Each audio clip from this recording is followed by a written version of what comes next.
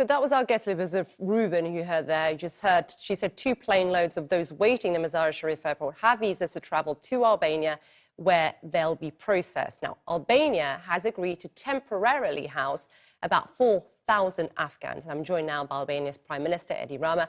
He's live at the capital, Tirana, at this hour. Prime Minister, thank you very much for taking the time to speak to us here on the show. I'm not sure whether you heard the little clip that we just played, but what we've been hearing throughout this whole week on the show is of Americans, green card holders, and Afghans who worked with Americans in Afghanistan who have, they tell us, all the right travel documents, including visas issued by Albania, but they're not being allowed out of the country.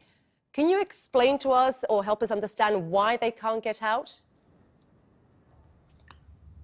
We are hearing the same because since more than a week we started cooperating with our friends in US who are engaged in this operation, and every day there is something new that break the hope, and really I cannot say more about this because nobody can understand where is really the problem. Maybe it's the Taliban's game, maybe it's lack of coordination with authorities in the US, but I cannot speculate about it. So is your understanding, Prime Minister, that those that have all the travel documents, including visas issued by Albania, are going to the airport, but they're not being allowed through? Is that because the Taliban are not allowing them through, or because the US is not communicating with the Taliban and not letting them through? Where is it? Where's the lack of communication here? I can tell that we have done for these people exactly the same we have done for the others that have already arrived or we are waiting to arrive. Apparently this airport is quite tricky, and as I said before, I cannot speculate about where the problem really is, but on the other hand, I would not be surprised that this is a game, if I might use this word, of the Taliban's, that what they say today they change tomorrow, and so on and so on and so on.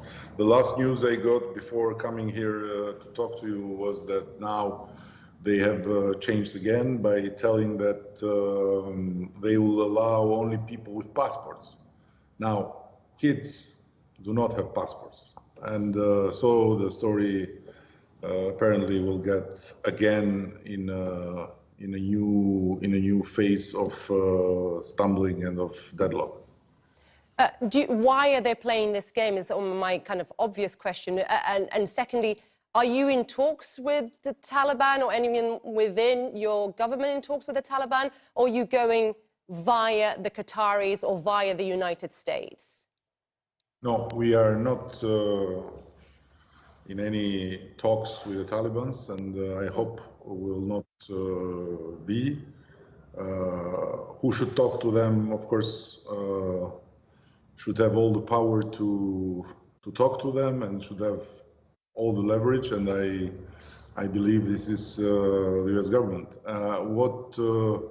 What we are doing is we are in permanent contact with our friends on the US side that are engaged with this very human and very honorable initiative to save the life of these vulnerable people, among which there are American citizens. And somehow it's disturbing, to not say embarrassing, that American citizens cannot get out of this country and at our airport.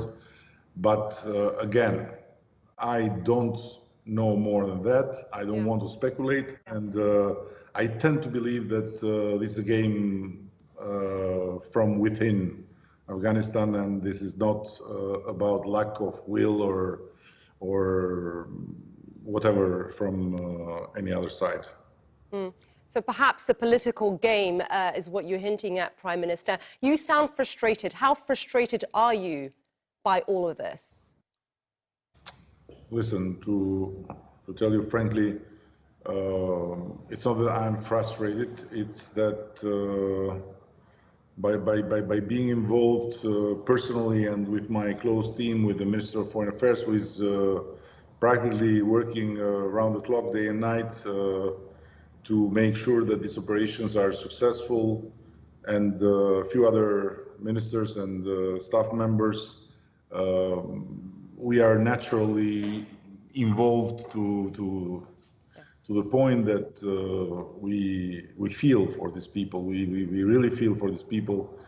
And having seen the people that have arrived, having known their stories, having understood what they've gone through, sounds very familiar, because we had our own Talibans. They were not Islamists, they were Marxist-Leninists, but they were very similar, because they had the same attitude towards freedom of expression. They had the same hate for art, for culture, for everything that was different from their mindset.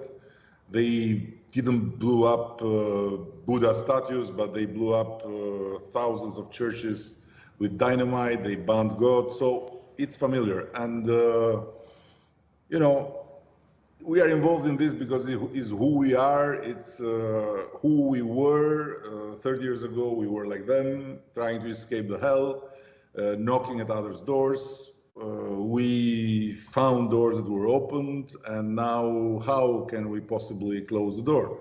Yeah. So maybe because we are not too rich, we don't have short memory.